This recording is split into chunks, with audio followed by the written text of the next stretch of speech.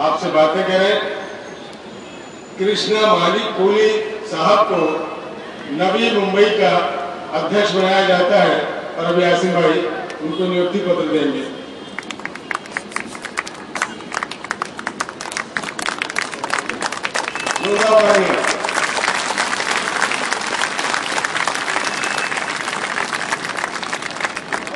फिरौन बने जो फिरते हैं, ढाते हैं सितम कमजोरों पर। फिरौन बने जो फिरते हैं, ढाते हैं सितम कमजोरों पर। उन सरकश जाबिर लोगों को कदमों भी झुका कर दम लेंगे। अब आसिम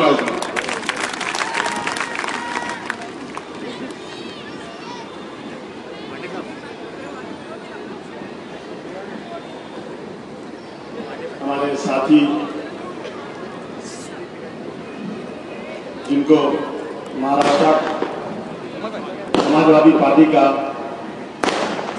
भार दिया गया है, जिम्मेदारी दी गई है, जो 2 समय महाराष्ट्र की असेंबली में एमएलए रह चुके हैं, ऐसे हमारे विलास खराब पाटिल साहब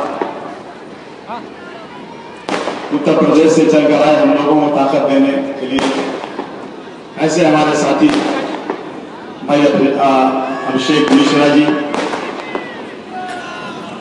यहाँ बैठे हुए तमाम समाजवादी पार्टी के नेताओं,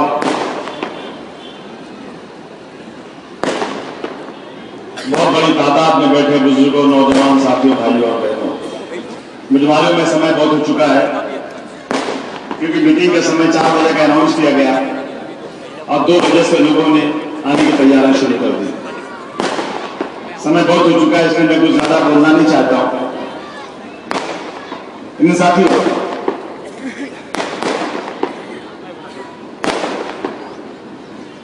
कितना देर होने लगे?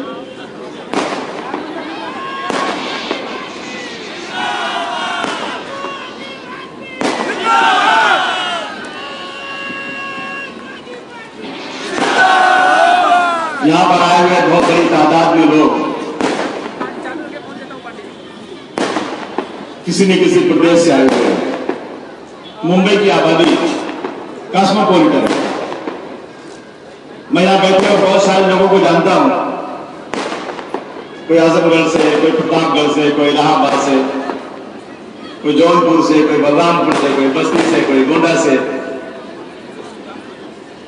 कितने नाम लूं? 76 जिले में अपना गांव, अपना घर छोड़कर मुंबई आया। क्या जरूरत है आने की? यकीन जानना, अगर मुझे मेरे उत्तर प्रदेश में रोजी रोटी मिलती थी तो मैं अपना गांव, अपना खेत खलिहान छोड़कर मुंबई कभी नहीं आता। मुझे याद है बचपन का, चाचा मेरे कहते थे कि मुंबई को जाता था तो हम लोग चिट्ठी देते थे उनको कि भाई ये ले चिट्ठी ले, जा जेजे अस्पताल के फुटपाथ पर गेट नंबर 6 के सामने ये पता। तो रात को आदमी आता था, जो आदमी सोए रहता था तो वो खोल खोल के ध्यान में देखता था, भाई फलाने आदमी बोले इतना बाद चिट्ठी आई है। कुछ टाइम नहीं रहने के लिए जवान बीवी बोले माँ बाप को छोड़कर मुंबई आ गया। मैं 73 में मुंबई आया। बांद्रा के बाद मुंबई की नाम थी। आज जहां लोकल वाला कॉम्प्लेक्स है, जहां मिलत नगर है, वहां जाने के लिए हम लोगों को पहले आधा पैर हमारा जमीन में घुसा था। मैंने अपने आंखों से देखा।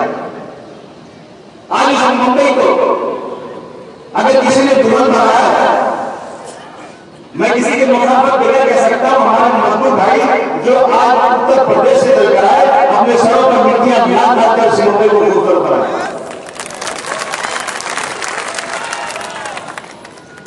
बहुत मराठी भाइयों ने साथ दिया। अगर यहाँ के मराठी भाई राज ठाकरे और शिवसेना की तरफ से फिर प्रस्ती बढ़ाते तो हम लोग यहाँ किराया लेकर उधार आए थे। इतने बड़े आदमी आदमी बन सकते थे, लड़ाई झगड़ा होती थी। परंतु यहाँ के मराठियों ने उत्तर भारतीय हिंदुस्तान के कोने कोने से आए उन लोगों के साथ बड़ी अच्छी तरह से व्यवहार किया, उनको गले लगाया। आज इस मुंबई से हम लोग हटाने की बात की जा रही है। याद रखना इस बात को, पूरे हिंदुस्तान में कोई माई का नाम पैदा नहीं है जो मुंबई से किसी को भगा सकता है।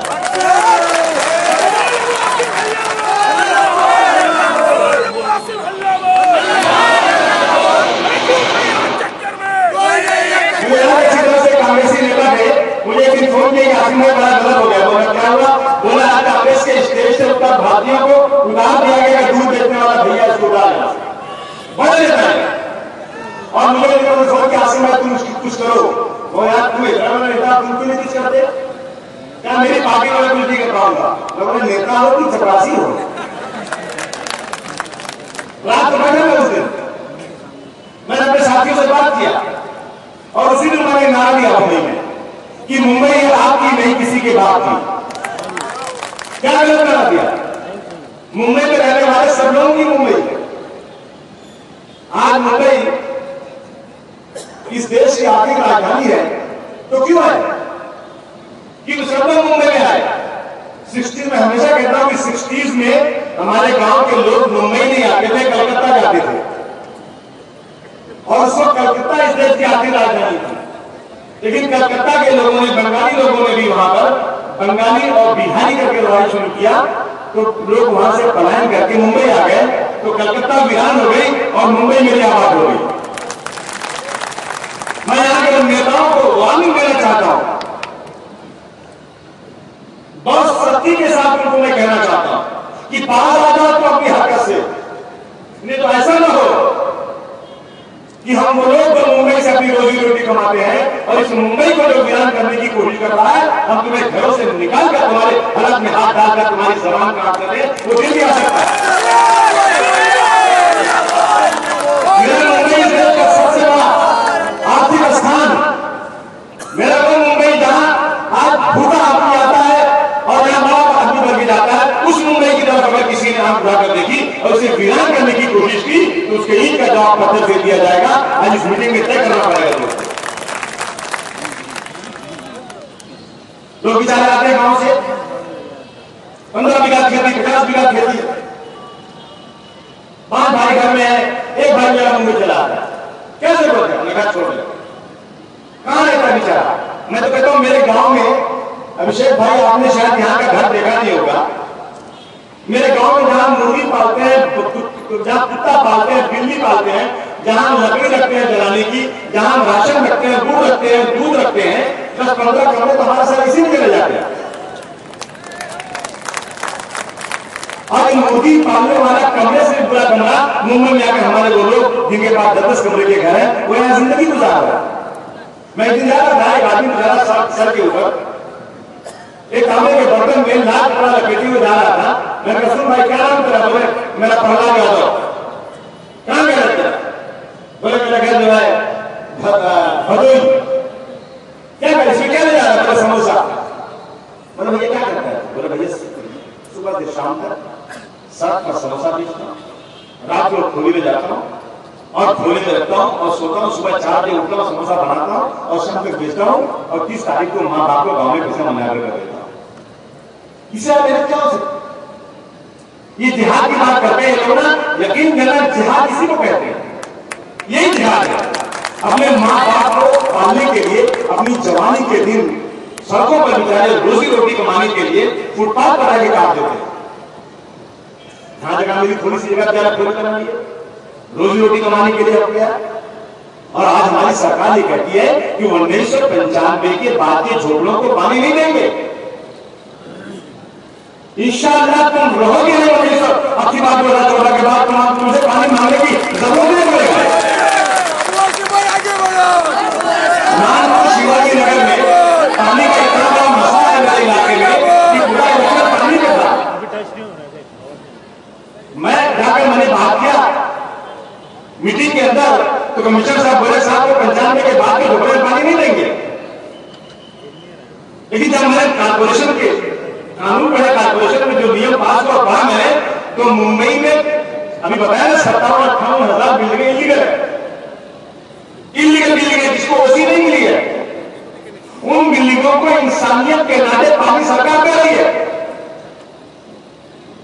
आपने इंसानियत के नाते इलीगल बिल्डिंगों को पानी देना शुरू किया, हम ताली बजा के स्वागत करते हैं, मगर इंसानियत कहते 1995 के बाद को झोपड़ों को पानी क्यों नहीं दे रहा? ये सवाल है कि नहीं है? ये सच्चाई है।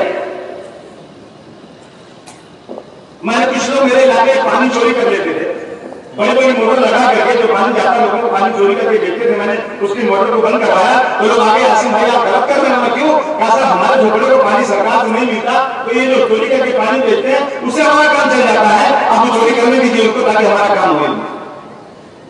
यकीन जानिए। दूसरी तरफ मैं देखता हूं महाराष्ट्र की सरकार 1995 में जब अनाउंस किया गया था, 1 जनवरी 1995 में कांग्रेस ने अनाउंस नहीं किया था, एनसीपी ने अनाउंस नहीं किया था, ये अनाउंस किया था शिवसेना ने। मनोहर जोशी की जब सरकार बनी तो उन्होंने कहा जितने झोपड़े आज तक बन गए, ये नहीं कहा कितने साल, 1 जनवरी 1995 तक जितने झोपड़े बन गए वो सब लीगल, आपको टूटेंगे नहीं। इतना अच्छा लगा। हालांकि शिवसेना मुझे फूटी आंख भागी नहीं मुझे, क्योंकि ये लोग सांप्रदायिकता फैलाते हैं, ये हिंदू और मुसलमानों के बीच में और प्रांतीय और मराठियों के बीच में नफरत फैलाकर ये लोग वोट लेते हैं।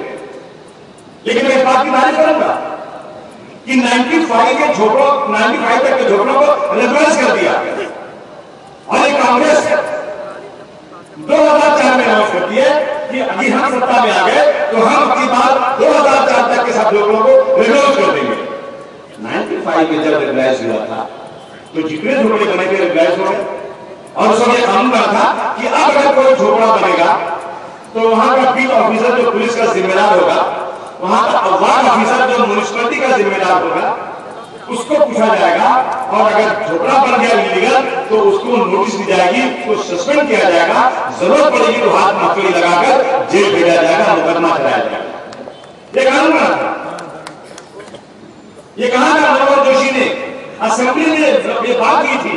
लेकिन मुझे पता तो कितने पुलिस वाले या कितने वार्ड ऑफिसर्स को आज तक इस बारे में जेल भेजा गया कि कैसे इलीगल झोपड़ा बना, एक भी नहीं पकड़ गया।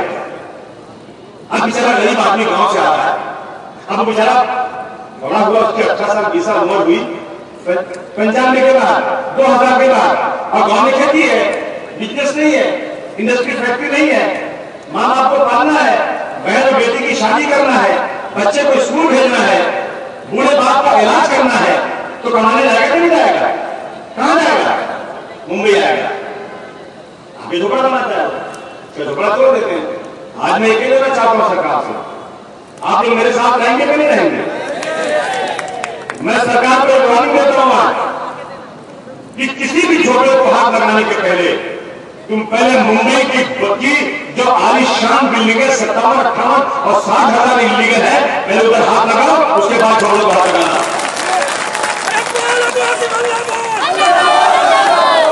नहीं तो मैं कह दूंगा, समाजवादी पार्टी के नौजवानों से कह दूंगा, समाजवादी पार्टी की यूनियन सभा से कह दूंगा कि जब कोई बुलडोजर किसी झोपड़े को तोड़ने आए तो बुलडोजर के आगे जाकर के ड्राइवर का गिरदान पड़ा के उसको रोक देना।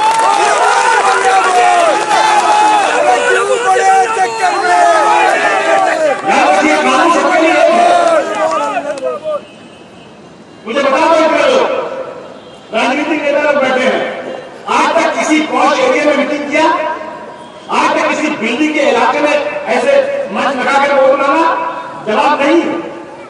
मुझे याद ही नहीं कि मैंने आज तक कभी कफ में वोट मांगने गया। मुझे याद ही नहीं कि कभी मैं बालकेश्वर में या जूही स्कीम में जहां बड़े बड़े लोग रहते हैं वहां पर ऐसा मंच लगा हो और तालियां बजाकर वोट मांगा गया हो। नहीं, कभी नहीं। शायद ने खूब कहा है कि ये सफेद पोश गरीब लोगों से, ये सफेद पोश गरीब लोगों से कुछ और नहीं, ताज मांगता है। अमीरों से नहीं, गरीबों से मांगते हैं। और अमीर इलाके में अगर हम कोई मंच लगा दे तो वहां का अमीर आदमी पुलिस को फोन करके कहता है कि यहाँ पर पॉल्यूशन हो रहा है, वॉइस पॉल्यूशन हो रहा है, नॉइज हो रही है, भीड़ हो रही है, हटाओ इनको गांव के यहाँ से, भगाओ इनको यहाँ से, यहाँ परमिशन मत देना। कभी नहीं। और गरीब बेचारा वोट देता है, और वोट देने के पहले उसको वादा किया जाता है कि हम 2004 के झोपड़ों को हम रेगुलाइज कर देंगे, और जैसे ही 2004 का इलेक्शन हो गया, खाली मलाड इलाके में 1 लाख लोग जो है बेघर कर दिए गए। तो मैंने कहा मतलब निकल गया तो पहचानते नहीं, यूं जा रहे हो जैसे हमें जानते। पार्लियामेंट में था, बैठे गई हैं ये मलान के साथी हमारे बैठे हैं, शायद पैदल गांव में चला था उतना, उसका दोबारा कहीं उतना पैदल नहीं चला, और चला तो मलान के उस अंबुज वाली से गोरे गांव का पैदल चला 10,000 आदमी लेकर। झोपड़ा कैसे तोड़े आपने? वो दिन आज का दिन है। सरकार बार बार कहती है कि 2000 तक के झोपड़ों को रेगुलाइज करेंगे, लेकिन कोई 2-3 इलेक्शन हो गया, आज तक रेगुलाइज नहीं किया। ये लड़ाई लड़ने और एक मीटिंग से बात हल नहीं होगी। आज समाजवादी पार्टी के वर्करों को मैं कह देना चाहता हूं, जहां जहां स्लम में लोग रहते हैं वहां पे मंच लगाओ, भाषण करो और सोए हुए लोगों को जगाओ और सरकार को 2014 में उठा के भगाओ। ये शुरुआत है आज। अभी इसके पहले हमारे अशरफ ने कहा इस बात को, रईस ने कहा इस बात को कि मुंबई की आबादी का, मुंबई का रकबा जितना है, पूरी महाराष्ट्र का जो इलाका पूरा है, मुंबई महानगर पालिका का जो इतना क्षेत्र है, इतना इलाका है, उसमें 8% में 52% लोग रहते हैं। यानी अगर मुंबई 100 किलोमीटर की है तो 8 किलोमीटर में मुंबई की आबादी के 52% लोग रहते हैं, और मुंबई के 100 किलोमीटर के में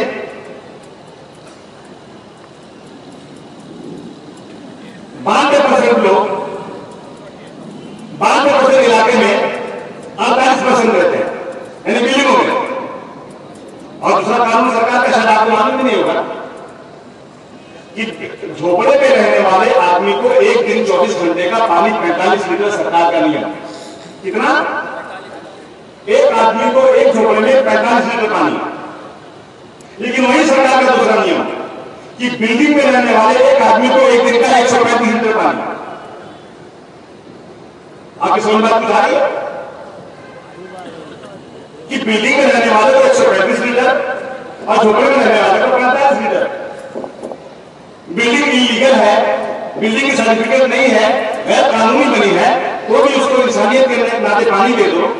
झोपड़ा इलीगल है तो उसको तोड़ के भगा दो और उसको पानी मत दो। ये चलेगा क्या देश में? नहीं चलेगा। बोले चलेगा क्या? ये उल्टी गंगा कर रही है। ये समझते हैं कि मुकेश अंबानी, टाटा बिरला या इस देश के 100-150 कारपोरेट इनको पैसे देंगे तो पैसे के बड़े सरकार में आ जाएंगे। याद रखना, पैसे के ऊपर कभी जिंदगी में सरकार में नहीं आ सकते जब तक गरीब लोग खर्च हो निकल के तुम्हारा पहला पोस्टर में लगाए तो जितना कोई सत्ता में बैठ ही नहीं सकते। आगे बढ़ो। और मुझे उस दिन टेलीविजन पर बहस अच्छी लगी है। एक अच्छा कोई जर्नलिस्ट का पत्रकार था, बहस कर रहा था। उसने कहा कांग्रेस और बीजेपी की दोनों की आर्थिक नीतियां जो है सिर्फ और सिर्फ अमीरों और जनाओं जो है कारपोरेट को बढ़ाने वाली है। और मैं देख रहा हूं, जब मेरे सामने बात आ रही है ना कि पानी आप गरीब को 35 लीटर दो, 45 लीटर दोगे और अमीर को 135 लीटर दोगे। आप अमीर लोग जो बिल्डिंग खरीद सकते हैं गैर कानूनी बिल्डिंग में पानी दोगे और झोपड़े में पानी नहीं दोगे, तो ये बढ़ाने वाली हुई कि नहीं हुई? ये सारी नीतियां इनकी जो है वो अमीरों को बढ़ाने वाली है, गरीबों को कुछ देने वाली नहीं। इसलिए दोस्तों, मुझे किस्सा याद आया, मेरे दोस्त किस्सा सुना रहे थे। एक गरीब आदमी के पास 10 रुपया था, उसको लगी थी भूख। बोला यार क्या 10 रुपया क्या मिलेगा? एक खरबूज वाला खरबूज बेच रहा था। बोला भैया खरबूजा दे दे। 10 रुपए का खरबूजा खरीद दिया उसने। झाके बेचारा पेड़ के साय में खरबूजा काट के जब खाना शुरू किया तो खरबूजा एकदम ठीक था, मीठा ही नहीं था, पानी जैसा। तो 10 रुपया सारा था, वो ठीक है खरबूजा दे दिया। आप कैसे पेट भरो? तो क्या बोले खरबूजा वाले भाई, मेहरबानी करके इस खरबूजे को बदल दो, मेरे पास 10 रुपया था और मेरा खरबूजा तुमने जो दिया पानी है, मैं खा नहीं सकता इसको, मुझे दूसरा खरबूजा दे। उसने कहा नहीं मैंने दे दिया खत्म तेरा पैसा, अब कोई खरबूजा नहीं दूंगा। बोले भाई बहुत गरीब आदमी दे दे, भाग यहाँ से तो मां के जवाब पड़ा। परेशान हो गया, थक गया, नहीं सुना खरबूजा वाले। बोला ठीक। थोड़ी दूर उसकी दुकान से आके बैठ गया। एक आदमी आया दूसरा खरबूजा खरीदने का, इसने सुनिया मत खरीदना खरबूजा, सारा इसका खरबूजा पानी है। नहीं सर ऐसा ना दूसरा आया कहे भाई मत खरीदना, खरबूजा पानी है, देखो मैंने खरबूजा दिया इसने, और बेईमान आदमी मत खरीदना। 4-5 लोग खरीदते आए, सबको ना बोल दिया उसने, और साला खरबूजा लगा परेशान, साला मेरा धंधे नहीं होगा। तो बड़ा मुस्कुराया, बोला बेटा बोल रहा है तो ना कि हमारा बदली कहता है आपके दूसरा बेटा ना सुनता ना तो बात किया। तो आया बोला भैया आज जो प्रॉब्लम क्या चाहता है? बोले भाई चाहता जो पहले बोला था क्या एक 3 खरबूजा ले चला जाएगा, तो जल्दी ला 3 खरबूजा लिया चला गया। तो कैसे तुम माना? उसके सामने जग के खड़ा होना पड़ेगा। तुम मुझे वोट दो या मत दो, मैं नहीं कहूंगा तुम मुझे वोट दो। तुम्हारे पास तो तुम जब इलेक्शन आता है कैलकुलेटर खरीद लेते हो, लगते हो जोड़ने कौन जीतेगा कौन हारेगा। लेकिन आज से खाली एक काम करो कि कांग्रेस और राष्ट्रवादी, जो बीजेपी शिवसेना को मैं बात ही नहीं करता, मनसे को मैं बात ही नहीं करता, और ये जितने ऊपर बैठे वो वोट देंगे भी नहीं, सवाल ही नहीं। और गवर्नमेंट वाला लेकिन शिवसेना बीजेपी मनसे वोट नहीं देंगे, देंगे कोई सवाल ही नहीं। हाँ मुझे नहीं देंगे, कांग्रेस में दे सकते हैं, बहुत अच्छा लगता है इनको। तो आज से वोट तो अभी कई महीना बाकी है, उस वक्त सोचेंगे आप फिर बात करेंगे बैठ के, लेकिन आज से ये कहना शुरू कर दो अबू आसिम जिंदाबाद, मुलायम सिंह यादव जिंदाबाद, समाजवादी पार्टी जिंदाबाद, और कांग्रेस और एनसीपी मुर्दाबाद। ये आज से अगर गली के नाके पर अकेले भी चिल्लाना शुरू कर दिया ना, तो मीडिया वाले तो भैया हीरो को हीरो बना देते। अरे भैया क्रिकेट का मैच हुआ है, बाप रे बाप, इतनी बड़ी सिक्योरिटी लगी कि मैं घबरा गया। क्या मतलब क्या भी देश के बॉर्डर पर शहीद मरने वाला कोई आपके परिवार को सम्मानित किया जा रहा है? नहीं, बोले क्रिकेट खेलने वाले को सम्मानित किया जा रहा है। मीडिया ने क्या दिखाया, क्या दिखाया मीडिया ने? बाप रे बाप, पूरे दुनिया के लोग, पूरे हिंदुस्तान के लोग, शरद पवार साहब भी मुस्कुरा रहे थे, बेचारे बूढ़े हो गए, तो तकलीफ भी थी बेचारा की यहाँ पे। क्या मुस्कुरा रहे थे? इसमें लगता है कि इनका बेटा खेल रहा है। देखना तो चश्मा लगाया बैठी है, बड़ा सच धज के, मुकेश अंबानी की बीवी, हीरो हीरोइन सब बैठे गाय के लिए। क्रिकेट द्वारा रिटायर हो रहा है। अगर देश की फौज का कोई सरबराह जो इस देश के लिए अपने बदन का आखिरी खतरा निछावर करता है वो रिटायर होता है, तो कोई उसको देखने भी नहीं जाता। आज भारतवर्ष की सीमा पर चौतरफा हमला हो रहा है। चाइना के लोग बॉर्डर छोड़कर अंदर घुस गए और कहते हैं वापस नहीं जाएंगे।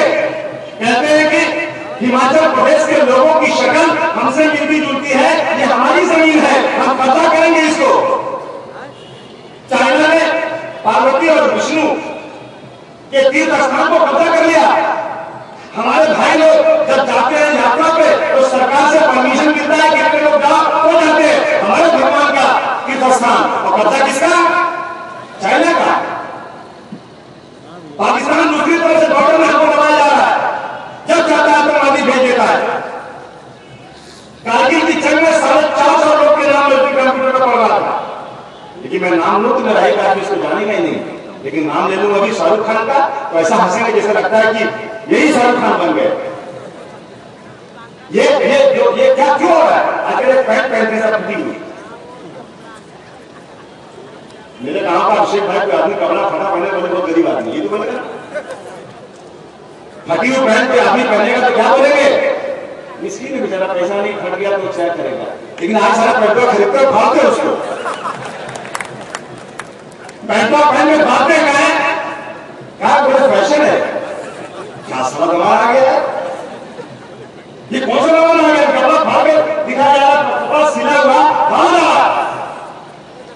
याद रखिए, इस देश में विदेशी कंपनियां अपना माल बेचने के लिए घंघू बजा बजा करके ये चाहती है कि इस देश में अब कोई गांधी जी न पैदा होने पाए, इस देश में अब नाचने गाने वाले पैदा हों। और ये देश जो है, अगर कोई माँ से पूछो कि तुम्हारे बच्चे को तुम फौजी बनाना चाहती हो या क्रिकेटर, खुदा की कसम आज ये माँ कहेगी मैं अपने बच्चे को क्रिकेटर बनाना चाहती हूँ, क्योंकि सचिन की बड़ी इज्जत है।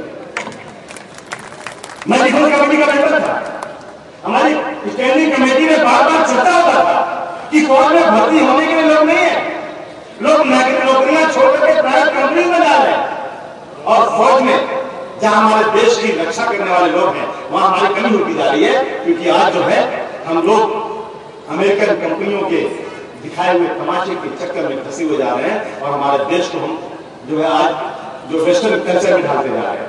नेताजी ने कहा उस दिन कि हिंदी में काम काज करना चाहिए। मेरा दोस्त गया था इटली, उसने कहा मैंने एक आदमी पुलिस वाले से उसको इंग्लिश आती थी, एड्रेस पूछा तो बोला भाग उसने मुंह फेरा जाता, उसने एड्रेस बताया नहीं। अंग्रेजी में इटली में उसने एड्रेस पूछा, पुलिस वाले ने नकार दिया, एड्रेस नहीं बताया। आप जाओ मुल्क के ज्यादातर हिस्सों में अंग्रेजी नहीं बोली जाती।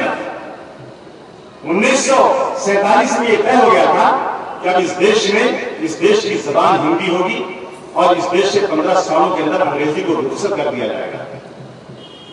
हर मुल्क की अपनी जबान होती है, लेकिन मेरे दिनेश्वर मिश्रा जी कहते थे कि मैं ट्रेन में सफर कर रहा था, मैंने एक आदमी से कहा था हिंदी का अखबार देना, तो नाम से छोड़ दिया, बोला ये आदमी पढ़ा लिखा नहीं लिखता।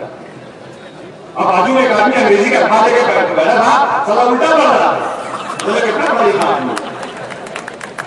अब बताइए ना, और हमने कहा कि मैंने एक दिन कहा मेरे घर में पैसे नहीं थे, मैंने कहा कि साला रद्दी अखबार भाव बेचना है, तो फिर अखबार वाला जब मैंने अखबार दिया अंग्रेजी अलग कर दिया, हिंदी अलग कर दिया। मैंने कहा ये रद्दी बेचना है, क्या अलग कर रहा है? बोले अंग्रेजी का दाम ज्यादा है, हिंदी का दाम कम है। हमारे बच्चे थोड़ी सी अंग्रेजी जान जाते हैं ना, तो 2 वक्त हिंदी बोलेंगे, 10 अदर उसमें अंग्रेजी बोलेंगे, पूरी नहीं आती, लेकिन वो इतना ज्यादा इंप्रेस है अंग्रेजी से कि अंग्रेजी बोलते हैं। नेताजी ने बहुत अच्छी बात किया कि देखिए अंग्रेजी पढ़ना जरूरी है, पढ़ना चाहिए, जरूर पढ़िए, हर बात पढ़िए, लेकिन भारतवर्ष की जबान कश्मीर से कन्याकुमारी तक चलने वाली वो भाषा जिसका नाम हिंदी है, हमारी मां का दर्जा हिंदी का है। मैं जब शपथ देने गया तो बोले हिंदी में शपथ देने नहीं देगा, कौन आएगा? नहीं देगा। हम उत्तर प्रदेश का आए हैं, अब मुलायम सिंह जी के चेला है, हमारा नेता तो कड़वा तेल लगा के मसाज किए हुए पहलवान आदमी है, कुछ तो असर रहेगा ना हम लोगों को भी। साई संगत साधु के जीव गंधी का बास, जो कुछ गंदी देख नहीं तो भी बास की बात। ताकि हिंदी में शपथ लेने नहीं दूंगा। एक आदमी मेरा साथ नहीं किया, मतलब कोई माई का लाल नहीं जो मेरे को हिंदी में भाषण देने से रोक सकता है। मैंने शपथ लिया हिंदी में, बेचारा एक आदमी सोना पहने था, गोल्ड में पहलवान था, काम तो बहुत बड़ा पहलवान, मैं तो समझ कुछ नहीं था। आया मेरे भाई को दिया, मतलब अल्लाह इसको कर दिया, बेचारा मार गया। मुझे अफसोस है, मेरा दोस्त था, बेचारा मार गया। क्या बोलूं, हिंदी को वस्त्रहीन किया गया, ये देश गुलामी की तरफ जा रहा है। आज यहां पे उत्तर प्रदेश से, बिहार से, बंगाल से, किसी और स्टेट से आकर लोग यहां घर न बनाए, इसके लिए रोका जा रहा है।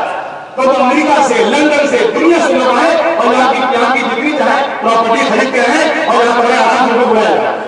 ये क्या अंदर फॉरेन इन्वेस्टमेंट आइए, जितना चाहिए हिंदुस्तान को लूटिए, लेकिन एक गरीब का बेटा अगर गांव से आ गया यहाँ पर तो कहीं उसको निकाल वहां से। विलास राव जी एक मंच पर बोल दिए, ओ कृपा शंकर तू जौनपुर जा रहे हो ना, तो जाना जरूर, अगर कोई साथ में कोई दोस्त आए तो लेना, लेकिन जल्दी से वापस भेज देना, क्योंकि तुम्हारे बाप का मन नहीं है, क्या वापस भेज देना। यहां भी कहना चाहता हूं कि जब तक गांव गांव में इंडस्ट्री और फैक्ट्री नहीं हो जाएगा, जब तक हर इलाके में रहने वाले मजदूरों को मजदूरी नहीं मिलेगी, उस वक्त तक कोई शहरों में आने से रोक नहीं सकता। मैं जानता हूं कि बड़ी परेशानी है, ट्रैफिक बढ़ रही है, पीने का पानी नहीं मिल रहा, गटर भर रहा है, सब कुछ है, लेकिन उसके बाद भी अगर आपको ये करना है कि मुंबई की भीड़ कम हो जाए, बनाइए, भेजिए बड़ी बड़ी इंडस्ट्रीज को, मुंबई कलकत्ता दिल्ली में इंडस्ट्री बंद कर दीजिए और भेजिए गांव में। हम जाकर गांव में रहेंगे, सारे को काम नहीं डाल के गिरा गए सारे वहां से, यहाँ आगे नहीं करेंगे और वैसे भी घूम के सीधा रहा है। इसलिए दोस्तों हम आपसे कहने आए, आज देखिए पावर क्या है, ये सरकार जो हर मसले में फेल है। पावर लूम का मामला ऐसा चल रहा है कि खेती के बाद सबसे ज्यादा रोजगार देने वाला कोई बिजनेस इस मुल्क में है तो पावर लूम है।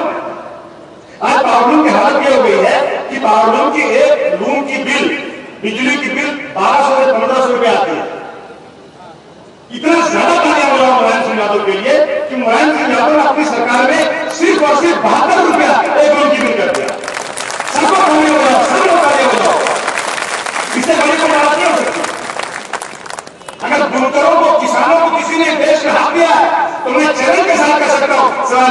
यादव को कोई माई का लाभ इस धरती पर पैदा नहीं हुआ। एक किसान वाला आत्महत्या कर रहा है, मनमोहन सिंह आ रहे हैं, राहुल गांधी आ रहे हैं, सोनिया गांधी आ रही है, चारों तरफ से पैसा दिया जा रहा है, लेकिन उसके बाद भी किसानों का की आत्महत्या बंद नहीं हो रही है। उत्तर प्रदेश में किसान के बेटा मुंबई में आकर फुटपाथ पड़ा हुआ, लेकिन किसान मार रहे क्या उत्तर प्रदेश में? आत्महत्या हो रही है, कितनी हो रही है? नहीं हो रही है, क्योंकि मुलायम सिंह यादव की जो आइडियोलॉजी है, जो उसकी उनका नियम है किसानों के लिए, जो उसूल है किसानों के लिए, वो देश में सबसे अच्छा है। मुझे याद है पार्लियामेंट बहस हो रही थी और शरद पवार साहब खड़े होकर बोले कि मुलायम सिंह यादव की उत्तर प्रदेश सरकार में गन्ना सबसे ज्यादा पैदा हुआ, शक्कर सबसे ज्यादा पैदा हुई, क्योंकि महाराष्ट्र में होती है। आपकी साहब आलू सबसे ज्यादा पैदा हुआ, लहसुन सबसे ज्यादा पैदा हुआ, कहाँ? उत्तर प्रदेश में। दूध सबसे ज्यादा पैदा हो रहा है, अब अन्न भी होगा, गेहूं भी हो रहा है। तो किसानों का आज पावरलूम के लोग बेचारे परेशान है। 12-15 दिन से पूरा पावरलूम बंद है, 11 लाख लूम महाराष्ट्र का बन रहा है।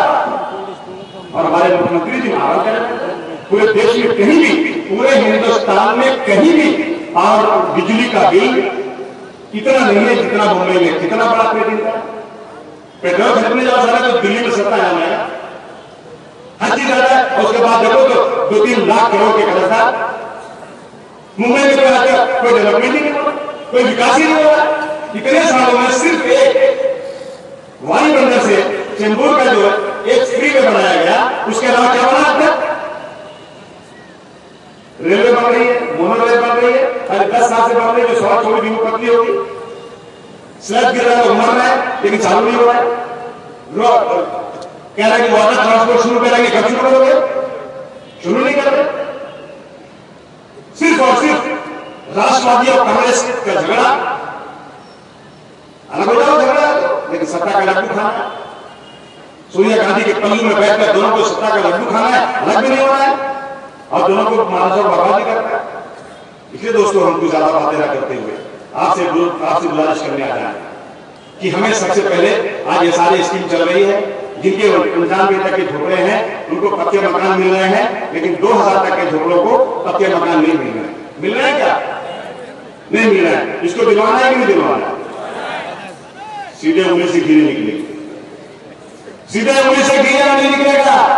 तो कुछ और लोग होंगे जो बेशर्म, जो शर्मदार होते थे। लाल बहादुर शास्त्री जी से जब रेलवे मिनिस्टर थे, एक एक्सीडेंट हो गया, उन्होंने रिजाइन कर दिया। ये लोग, ये तो इनकी इतनी मोटी गेंडे की चमड़ी है कि ये जो चुल्लू बात पानी में नहीं माना, इनको तो उठा करके सीधा के सीधा गेट ऑफ इंडिया के पास समुद्र में डुबा देना है 12 बजे बाद में। ये करना पड़ेगा। और हमारा यह संकल्प है कि हम 2014 के इलेक्शन के पहले 2000 तक इन झोपड़ों को कानूनी हैसियत दिलाएंगे। आप रहेंगे साथ में? आप लोग असेंबली शुरू होने तो मैं एक सीट बजा देंगे इंशाअल्लाह की बात। हमारी लड़ाई है कि 2000 तक के झोपड़ों को, और इसी लड़ाई है कि आपने वादा किया था, आपने मैनिफेस्टो छापा, हमने अपनी मर्जी से नहीं बोला आपको, आपने खुद बोला। और अगर नहीं तो ये कह दीजिए कि 2000 तक के झोपड़ों में जितने लोग रहते हैं उनके वोट इलीगल है, हम उनके वोट नहीं लेंगे। तब मैं समझू कि तुम मर्द की सरकार चलाते हो। जब वोट लेना होगा तो 2000 में 2013 का भी वोट चाहिए इनको, और जब इनको लीगल करना होगा तो 1995 तक लीगल करना है। ये कोई इंसाफ है क्या? मीठा मीठा घटा और गीता गीता थू क्या बोलते हैं, तुम बोलते हैं। इसलिए दोस्तों मैंने बहुत समय लिया। मैं सबसे पहले अभिषेक भाई का बहुत शुक्रगुजार हूं, बहुत धन्यवाद करता हूं। अभिषेक भाई आता है क्योंकि हम लोग जो है कमजोर हैं, आपकी सरकार है, आपको भी सलाम करती है। एक महीने सस्पेंड कर देते हैं सारा किसी को, बाद में इतना खेत उठा के बंदूक साफ करने, यहाँ पर डंडा मारते हो। हम जिस पुलिस अफसर की तारीफ करते हैं, साहब ये चौकी में वाला अच्छा अफसर है, उसका ट्रांसफर कर देते हैं। बोले क्यों? अबू आजमी ने बोला अच्छा है, इसका मतलब अबू आजमी काम करता है। मुझे कहा बोले आजमी भाई ये अफसर का ट्रांसफर करवाना है। मैंने कहा साहब ये बहुत सरल अफसर है, ये आया जब समाजवादी पार्टी खत्म कर दिया, और पार्टी ने उसको कहा इसको ये नहीं साहब जो उल्टी कितना करती है, जो समाजवादी को खत्म करेगा ना तो उसको वो दिखाएंगे, और हमसे मदद देगा दिल्ली में सरकार चलाए। अब की बात याद रखना, तुम्हारी ताकत इतनी बड़ी हो चुकी है कि मुंबई में तुम्हारे बगैर कोई सरकार नहीं बना सकता, चाहे कुछ भी रहे। अपनी ताकत को पहचानो। मैंने कहा था कि जीत और जीत कभी कभी हार भी बहुत बड़ी ताकत होती है। 10 किलो दूध अगर दो और 2 खतरा नींबू का डाल दो, क्या होगा? क्या होगा? कि दूध भर जाएगा। तो कहेंगे साहब कौन खाना दूध? बोला दूध आदमी ने खाना। तो मुझे आप कम से कम लगा बुलाए तो सही मुझे, जब वासी मेरा दूध क्यों खाना? मैं बोलूंगा मेरा धोखा क्यों नहीं रिप्लेस किया? और कुछ नहीं, यही कहूंगा कि 2000 तक के झोपड़ों पर ब्लाउज क्यों नहीं किया? इसीलिए कह रहा हूं कि मुंबई के महाराष्ट्र के 48 सीटों पर उम्मीदवार ढूंढो, पार्टी बनाएंगे और उत्तर प्रदेश के विकास के कामों को लेकर जाएंगे पूरे पूरे गांव शहर में, बखान करेंगे कि यूपी की सरकार ने क्या किया है। गरीब बच्चों को कंप्यूटर दिया, हम बच्चों से सुनते थे बेकारों को काम दो या बेकारी का दाम दो। आज तक इस कंप्यूटर सरकार ने नहीं दिया। मेरी सरकार ने हर नौजवान को 12,000 रुपया बेकारी भत्ता दिया। आज जो है मुसलमान परेशान है कि मुसलमानों को राजेंद्र सत्तर कमेटी की रिपोर्ट आई, हक नहीं मिला मुसलमानों को। मुलायम सिंह यादव ने कहा कि मेरे उत्तर प्रदेश में जितना भी विकास का काम होगा, जितना भी डेवलपमेंट का काम होगा, हर काम में 20% मुसलमानों का रिजर्वेशन। स्वागत हो मुलायम सिंह के पत्रकार भाई बैठे हैं, मुझे बोलने दीजिए। इतने फसादात हुए पूरे हिंदुस्तान में, 1 लाख रुपया 2 लाख रुपया, उसको बदल बातें नहीं लोग। अखिलेश यादव ने कहा कि जो लोग मर गए एक परिवार को 10 लाख रुपया, 10 लाख रुपया। दूसरे कभी दर्शन देखा नहीं था। कहा जिस परिवार का आदमी मर गया ना, उस परिवार के एक आदमी को सरकारी नौकरी दो और 56 आदमियों को सरकारी नौकरी से नवाज दिया गया। इन्हें आप लगाना चाहते हैं।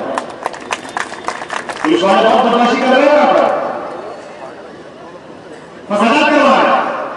वैसे का कौन सा अफसर ड्यूटी पे था जब हुआ झगड़ा? ये फलाना एसएसपी बोले सस्पेंड हो गया। एक एमएलए को जेल भेजे, बीजेपी का एमएलए, वो हथकड़ी लगी जेल में गया, 2 हवलदार उसको समझ मार दिए।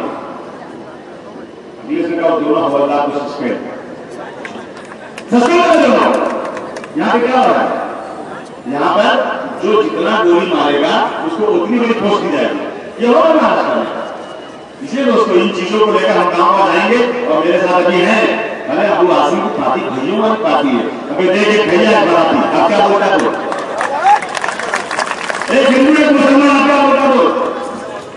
अब इधर कैसा पड़ जाएगा। और अब इंशाल्लाह दोनों भाई निकलेंगे, पूरे महाराष्ट्र का दौरा करेंगे अच्छी बात, क्योंकि इनकी आदत अच्छी लगती है मुझे।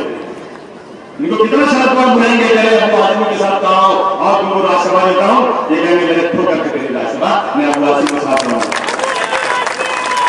मैं इतने दिन नहीं बनाया था आज तक, बहुत अपने दिन मिले, लेकिन मैंने कहा नाम मलिक भाग गया, हुसैन दरवाई भाग गया, वो थाना वाला क्या नाम उसका सामी भाग गया, एक और था वहां का अहमदनगर का वो भाग गया।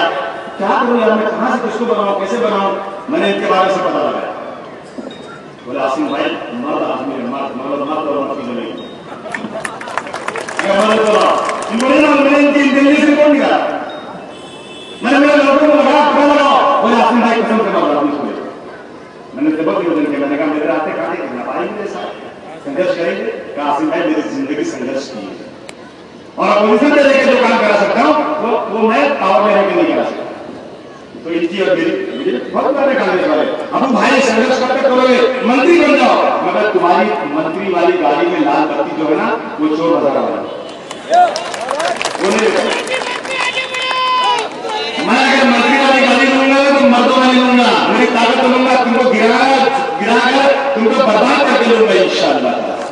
इसलिए दोस्तों अब की बार महाराष्ट्र ताकत साथ खड़ा होना। आप आए, आपने बहुत सी बातें सुनी, बहुत लंबी मैंने बात किया।